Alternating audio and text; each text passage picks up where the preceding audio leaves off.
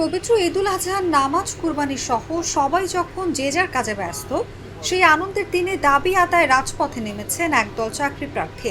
তাদের দাবি, বেসরকারি শিক্ষক নিবন্ধন ও প্রত্যয়ন কর্তৃপক্ষ দেরিতে ফল প্রকাশ করায় 17তম শিক্ষক নিবন্ধন পরীক্ষায় পাশ করেও বয়স জটিলতায় তারা নিয়োগ বঞ্চিত হয়েছেন।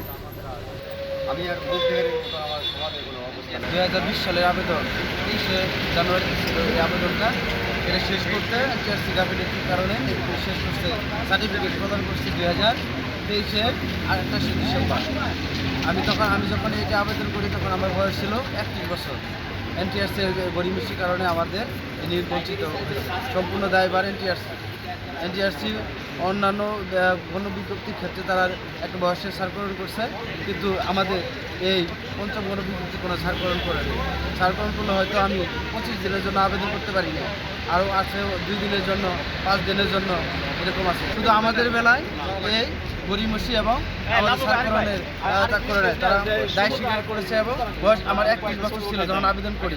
35 পর্যন্ত এনটিআরসি তার নিয়োগ কার্যক্রম চালায়, 35 পর্যন্ত।